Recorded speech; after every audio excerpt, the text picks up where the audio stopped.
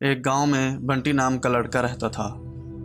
वह बचपन से ही अनाथ था और वह एक अपने टूटे हुए घर में रहता था। बंटी बहुत ही गरीब लड़का था। वह गांव में छोटे मोटे काम करके अपना गुजारा करता था। एक दिन तेज हवा चलती है और बंटी का घर टूट जाता है। बंटी बहुत परेशान होता है और मदद के लिए गांव में लोगों के पास जाता है, पर कोई भी उसकी बात नहीं सुनता। बंटी परेशान होकर जंगल की तरफ चला जाता है। जंगल में वह एक पेड़ के नीचे जाकर बैठ जाता है। थोड़ी देर के बाद उसे एक आवाज़ आती है। वह जल्दी से उठकर देखता है। एक दानव और नागराज में भयंकर लड़ाई चल रही होती है और वह दानव नागराज को जख्मी कर देता है और सोचता है नागराज तो अब मर गए, अब मैं पूरे नागलोक पर कब्जा कर लूँगा। वह दानव वहाँ से चला जाता है और नागलोक जाकर सब नागवासियों को बंदी बना लेता है और सबको एक पिंजरे में कैद कर देता है। वहाँ दूसरी तरफ बंटी डरते डरते नागराज को देखता है और मन ही मन में सोचता है, इतना बड़ा सांप मैंने कभी नहीं देखा। अगर यह सांप जाग गया तो मुझे खा जाएगा। इसके जागने से पहले मैं यहाँ से भाग जाता हूँ। फिर बंटी वहाँ से भागने लगता है और कुछ दूर जाकर वापस मुड़ कर देखता है और वह देखता है सांप बिल्कुल भी नहीं हिल रहा और सांप के मुंह से रोने की आवाज़ आ रही है। यह देखकर बंटी परेशान हो जाता है और वह धीरे धीरे सांप की तरफ बढ़ता है और देखता है सांप का एक पंख टूटा होता है और वह दर्द के मारे रो रहा होता है। यह देखकर बंटी को दया आ जाती है। बंटी नागराज से पूछता है, हे नागराज, मैं आपकी क्या सहायता कर सकता हूँ? नागराज बोलते हैं, वो लाल वाले पत्ते लेकर आओ और मेरे जख्मों पर लगाओ, मैं ठीक हो जाऊंगा। बंटी नागराज की मदद करता है और नागराज ठीक हो जाते हैं।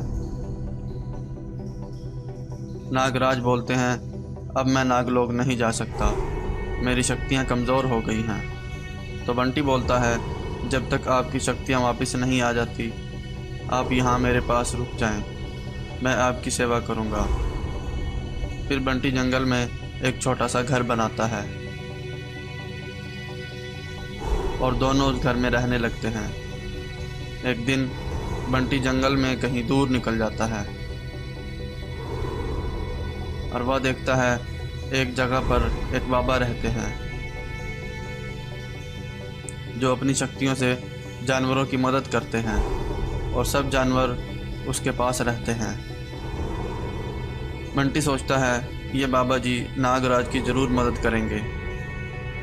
तो बंटी भागा भागा वापस नागराज के पास जाता है और बोलता है, नागराज आप मेरे साथ चलो, मैं आपको एक बाबा जी के पास लेकर चलता हूँ, वो आपकी कुछ मदद करेंगे। वह दोनों जंगल में एक बाबा के पास जाते हैं और सारी घटना सुनाते हैं। बाबा बोलते हैं, तुम बहुत ही अच्छे इंसान हो, सिर्फ तुम ही नागराज की मदद कर सकते हो और तुम दोनों मिलकर उस दानव को हरा सकते हो। बंटी बोलता है, बाबा मेरे पास तो कोई शक्ति नहीं है, मैं कैसे उस दानव का सामना कर सकता हूँ? तो बाबा बोलता है, अपने अंदर की शक्तियों को पहचानो, हर अच्छे इंसान के अंदर शक्तियाँ होती हैं। बाबा एक जादुई बैल देता है और कहता है, ये तुम्हारी शक्तियाँ बढ़ाएगा और तुम इस पर बैठकर नागलोक जा सकते हो। फिर बंटी और नागराज उस जादुई बैल पर बैठकर हवा में उड़ जाते हैं और नागलोक पहुंचकर देखते हैं उस दानव ने नागलोक पर कब्जा किया होता है। दानव ने सबको एक पिंजरे में कैद किया होता है। नागराज और बंटी मिलकर सबको आज़ाद कर देते हैं। ये सब दानव को पता चल जाता है फिर दानव बड़े गुस्से में वहां आता है। फिर नागराज और बंटी मिलकर दानव पर हमला करते हैं और भयंकर लड़ाई होती है। कभी दानव जीत रहा होता है तो कभी नागराज। तो फिर बंटी और नागराज मिलकर एक साथ वार करते हैं और वह दोनों उस दानव को मार देते हैं। फिर बंटी बोलता है, अब मुझे धरती लोक जाना होगा। फिर नागराज बंटी को ढेर सारा सोना देता है और बंटी उस जादुई बैल पर बैठकर वापस धरती लोक आ जाता है। तो प्यारे दोस्तों, इस कहानी से हमें यह शिक्षा मिलती है कि हम सभी के अंदर कोई ना कोई दिव्य शक्ति ज़रूर छुपी होती है। अगर हम एक बार उन शक्तियों को पहचान जाते हैं, फिर हमारे लिए कोई भी कार्य मुश्किल नहीं रहता और सफलता ज़रूर मिलती है। बस ज़रूरत है उन शक्तियों को पहचानने की और उन्हें जागृत करने की। आप ऐसी ही मज़ेदार कहानियाँ देखने के लिए हमारे इस चैनल को सब्सक्राइब कर लें और साथ में बेल आइकन को भी दबा दें, ताकि हर आने वाली न्यू वीडियो आपको सबसे पहले मिल सके। झील के बीचों बीच बड़ा सा फवारे सा बवंडर उठा। पानी बहुत ऊपर तक उछला और उसके बीच से जो निकला उसे देख दोनों दंग रह गए। उस बवंडर के बीच से निकल रहा था एक काला सा विकराल राक्षस।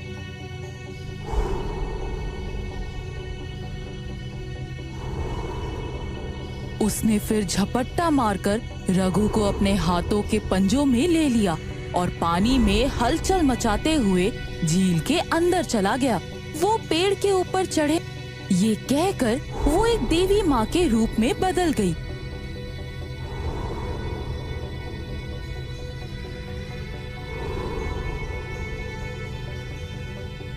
मैं अपनी आंखों की तस्वीर में देख चुकी हूँ कि तुम्हारे दोस्त को बदमाश राक्षस ने धोखे से पकड़कर खाने के लिए ले गया। इच्छाधारी नागिन और राक्षस।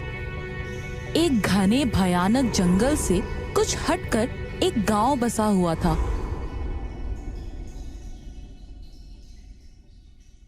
लोग अपने अपने काम तो करते थे, लेकिन बड़े डरे और सहम सहम कर करते थे। गलती से भी जंगल की तरफ जाते भी नहीं थे। जंगल के बीचों बीच एक गहरी झील थी। पानी का रंग भी कुछ काला घना सा था। गांव वालों ने अपने लोगों को, खासकर बच्चों को हिदायत दे के रखी थी कि कोई भी जंगल की तरफ भूल कर भी ना जाए। उसी गांव में 13 या 14 सालों के 2 बालक रहते थे। बड़े शैतान थे। किसी के भी फलों के बगीचे से कुछ भी चुरा कर खा लेते थे। लेकिन थे दोनों जिगरी दोस्त। एक था रघु और दूसरा था मनु। वो आपस में बात करते, यार मनु, पता नहीं क्यों मेरा मन हमेशा जंगल की तरफ जाने का करता है। क्यों बड़े हमें रोकते हैं वहाँ जाने से।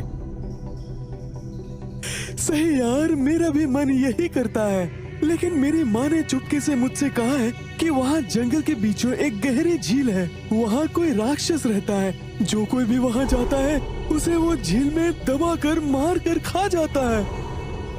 हम चुपके से दूर से झील देखकर आ जाएंगे। बस कुछ समय की ही बात होगी, किसी को पता भी नहीं चलेगा। अगर तुझे मंजूर है तो चल मेरे साथ, नहीं तो मैं अकेला ही जाऊंगा कल। तू मुझे डरपोक समझता है? चलूंगा मैं कल।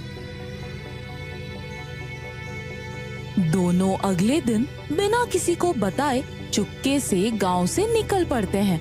धीरे धीरे वो जंगल में घुसते हैं। जंगल काफी घना था।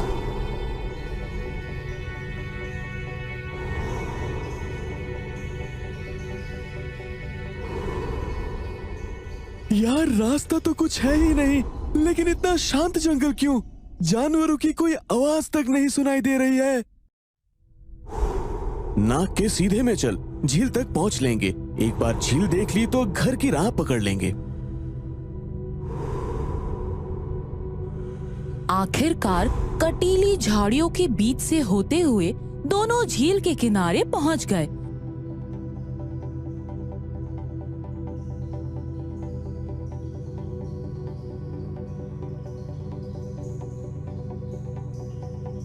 दोपहर हो चुका था। दोनों को भूख लग चुकी थी। एक बड़ा सा जामुन का पेड़ दिखाई दे गया। रघु, तू इस जामुन के पेड़ के नीचे रुक, मैं पेड़ पर चढ़ता हूँ। जामुन तोड़कर नीचे गिराता हूँ तो बटोर कर रख ले, फिर उन्हें खाकर अपनी भूख मिटा लेंगे। ये कहकर मनु जामुन के पेड़ पर चढ़ गया। तभी जैसे आसपास में हलचल सी होने लगी, झील में जोर जोर से लहरें उठने लगी, साए साए करके हवा भी तेज चलने लगी। पेड़ पर मनु डाल को जकड़ कर बैठा था, नीचे रघु दुबक कर बैठा हुआ था। अचानक से झील के पानी का रंग बदलने लगा। भारी काला सा रंग अब गहरे खूनी लाल में बदल चुका था। झील के बीचों बीच बड़ा सा फवारे सा बवंडर उठा। पानी बहुत ऊपर तक उछला और उसके बीच से जो निकला उसे देख दोनों दंग रह गए। उस बवंडर के बीच से निकल रहा था एक काला सा विकराल राक्षस।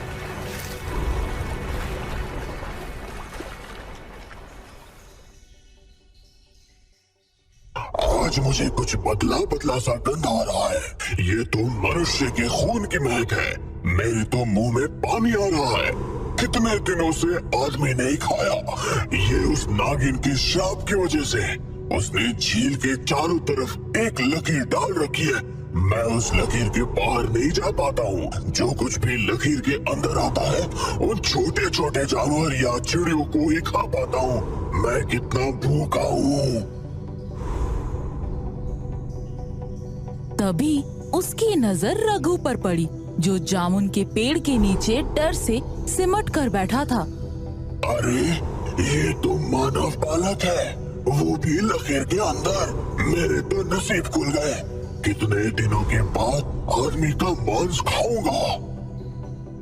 उसने फिर झपट्टा मारकर रघु को अपने हाथों के पंजों में ले लिया और पानी में हलचल मचाते हुए झील के अंदर चला गया। वो पेड़ के ऊपर चढ़े मनु को देख नहीं पाया। मनु अपने दोस्त रघु को राक्षस के हाथों पकड़े जाते देख रहा था। उसे नीचे उतरने की हिम्मत नहीं हो रही थी। रघु को राक्षस के हाथों पकड़े जाने से वो बहुत दुखी हो रहा था। उसमें से धीरे धीरे फन फैलाता हुआ एक विकराल सांप बाहर निकला। सांप मनु के चेहरे के सामने फन फैलाए कुछ देर तक रुका रहा। डरो नहीं, मैं इच्छाधारी नागिन हूँ, ये कहकर वो एक देवी माँ के रूप में बदल गई।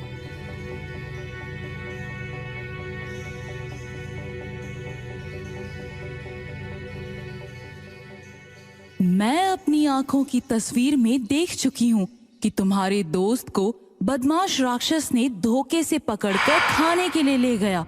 मैंने उसे दंड दे रखा है, किसी आदमी को खाने से मना कर रखा है।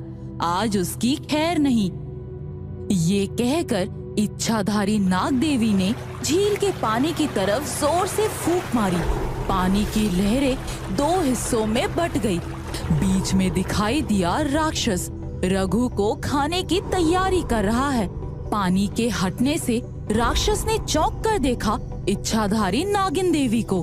बस उसने गिड़गिड़ाते हुए कहा, अरे मुझे माफ कर दो, मैं फिर आदमी खाने की गलती कर रहा था, मुझे माफ कर दो। नहीं, तू ऐसे नहीं मानेगा। अब तक मैंने तुझे जिंदा छोड़ रखा था, लेकिन अब नहीं। तब तक रघु राक्षस से छूटकर पेड़ के पास आ चुका था। नागिन देवी ने जोर से एक फुफकार भरी। झील के बीच की जमीन फट गई। राक्षस चीखता हुआ चिल्लाता हुआ फटे जमीन में दबता चला गया। कुछ देर बाद झील में पानी फिर से बराबर हो गया। अब उसका पानी एकदम हीरे की तरह चमकदार था। अब मैंने इस राक्षस को हमेशा के लिए खत्म कर दिया। अब तुम दोनों अपने घर जाओ और गांव वालों से बोलो इस जंगल में आकर अब इस झील के पानी को पीने के काम में लाए। अब उनको जंगल में आने से कोई डर नहीं। ये कहकर इच्छाधारी नागिन देवी फिर से नागिन हो गई और रेंगती हुई आंखों से ओझल हो गई।